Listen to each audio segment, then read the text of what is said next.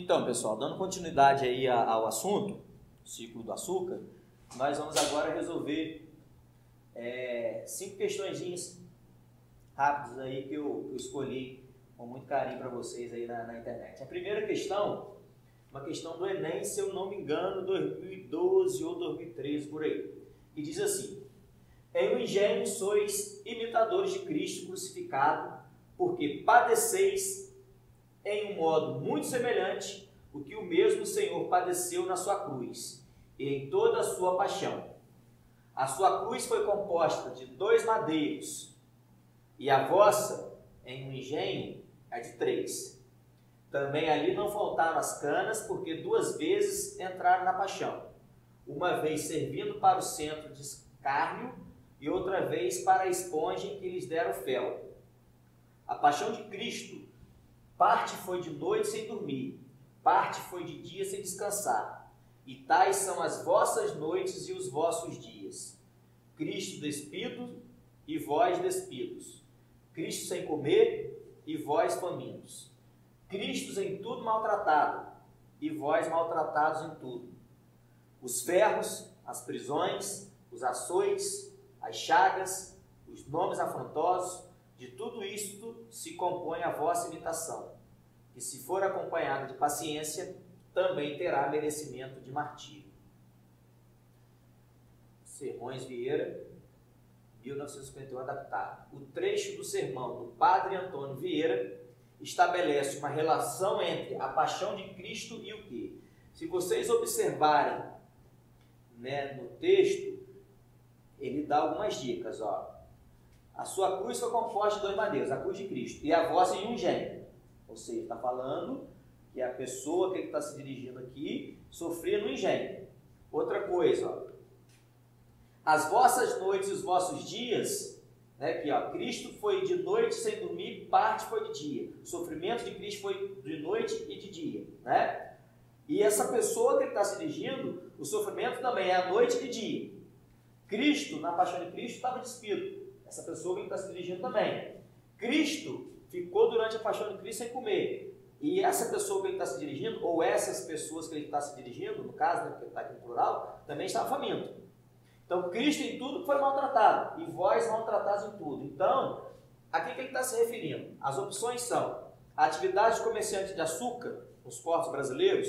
Não. A função dos mestres de cana durante a safra de cana? Não. O sofrimento dos jesuítas na conversão dos ameríndios, no caso os ameríndios seriam os índios que viviam aqui antes da chegada de Colombo. O papel dos senhores na administração do engenho ou o trabalho dos escravos na produção de açúcar? A resposta certa é a letra E, o trabalho dos escravos na produção de açúcar.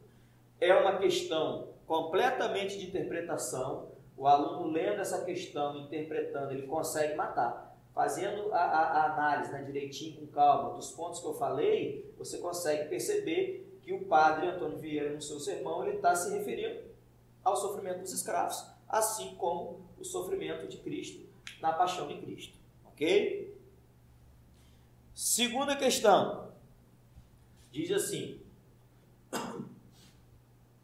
a agromanufatura do açúcar no Brasil colonial garantia todo o processo de produção, desde o plantio da cana até o produto final, pronto para ser exportado para a Europa, ficando na colônia o açúcar mascavo e sendo exportado em sua maior parte o açúcar branco.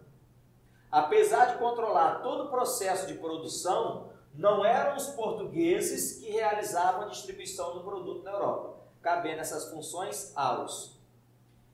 Na aula anterior eu disse isso para vocês, qual era, o povo, qual era o país que consumia, que tinha um grande desejo, que tinha grandes investimentos aqui no Brasil, na produção de açúcar. Foram os ingleses, os holandeses, os franceses, os belgas ou os espanhóis? Lembrando das aulas anteriores, os holandeses. Os holandeses, principalmente os banqueiros holandeses, eles emprestavam muito dinheiro para os senhores de engenho. O açúcar, quando chegava na Europa, em Portugal, era distribuído por toda a Europa, mas não principalmente pelos portugueses, e sim pelos holandeses, e eram, na verdade, então, os holandeses que tinham muitos interesses nesse açúcar brasileiro. Os portugueses ganharam muito dinheiro com açúcar? Sim, mas os holandeses também. Ok?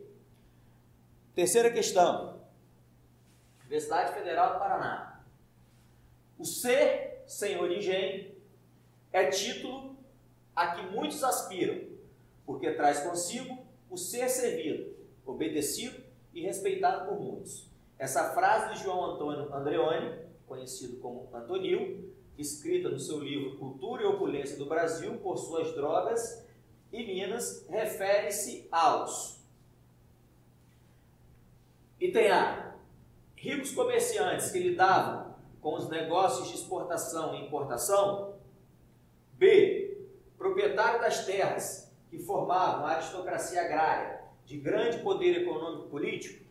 C, lavradores assalariados que plantavam a cana-de-açúcar. D, trabalhadores livres dos engenhos, artesãos, barqueiros, capatazes.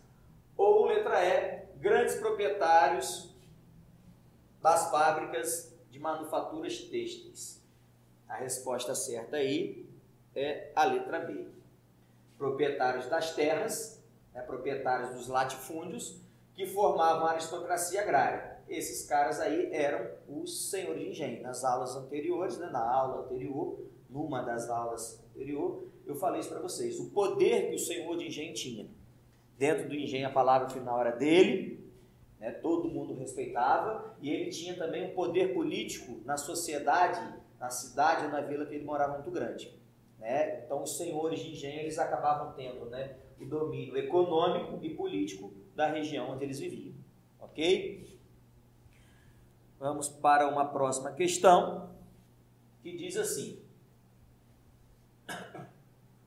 assinale a alternativa que apresenta as características predominantes da economia colonial brasileira e cujas marcas se fazem sentir ainda hoje em nossa sociedade.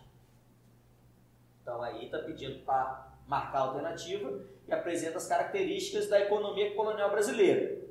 E que ainda hoje temos algumas marcas dessa época. Produção monocultora, a grande propriedade no latifúndio e trabalho escravo.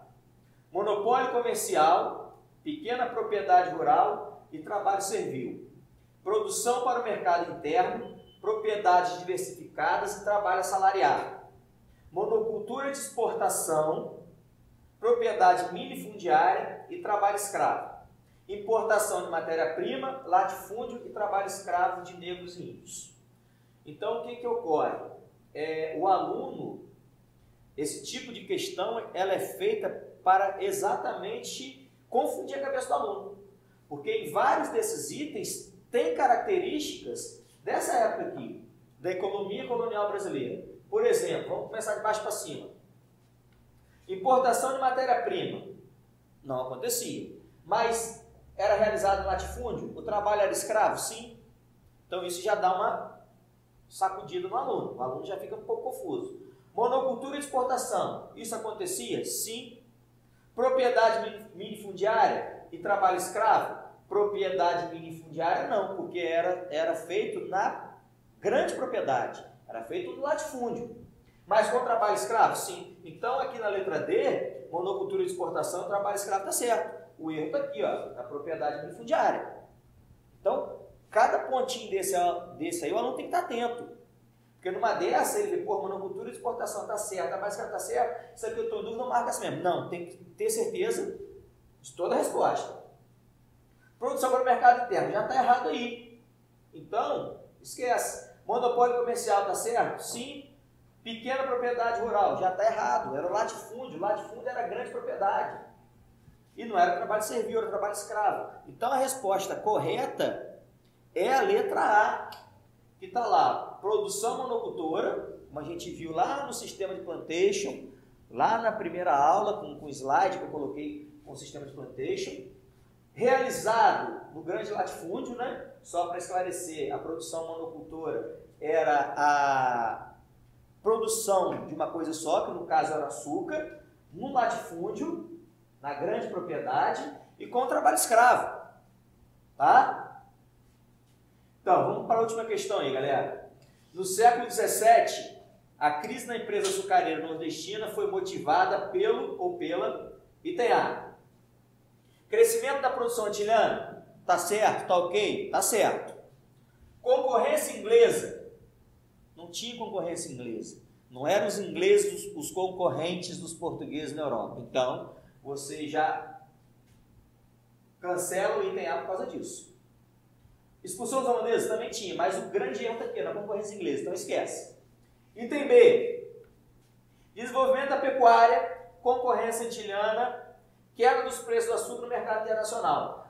Mais uma vez, concorrência antilhana, queda do preço do açúcar no mercado internacional está certo, mas não teve um grande desenvolvimento da pecuária. O grande desenvolvimento da pecuária vai acontecer no ciclo do ouro. Já tinha prática da pecuária, sim, mas não foi uma coisa muito grande. Ok? C. Crescimento da produção antilhana, ok? Concorrência inglesa e fim do monopólio português. Mais uma vez a concorrência inglesa aqui errando o item.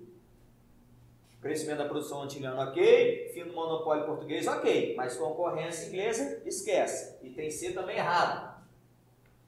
D. Descoberta do ouro nas Gerais, concorrência antilhana e desenvolvimento da pecuária.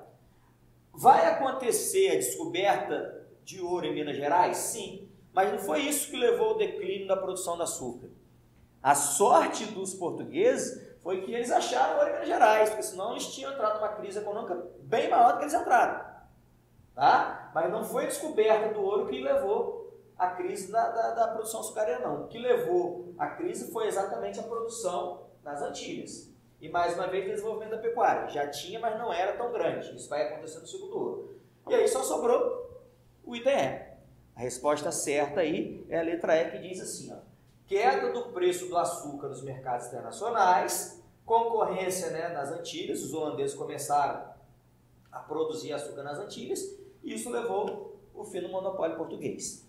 Ok? Então, foram 5 questõezinhas aí relacionadas ao ciclo do açúcar, onde, né, todas elas o aluno tem que ler com muito cuidado, com muita atenção. A gente fala assim, mas a gente sabe que na hora da prova são muitas questões de outras matérias, é muita coisa para o aluno, mas tem que ter atenção para ler em todas as disciplinas, porque às vezes uma palavrinha muda o resultado da questão. Às vezes uma frasezinha, o aluno lê aquilo errado, acha que aquilo está certo, pode errar a questão, e às vezes por uma questão o aluno ele pode não conseguir uma aprovação. Então, façam com cuidado, façam com atenção, leiam, releiam. Se já tiver certeza de cara, até evite reler, porque senão pode, na releitura, acabar se confundindo, mas só em caso de extrema certeza, tá? Então, 5 questõezinhas aí a respeito do ciclo do açúcar, para a gente encerrar esse assunto. Ok? Um abraço aí para todos, até o próximo encontro.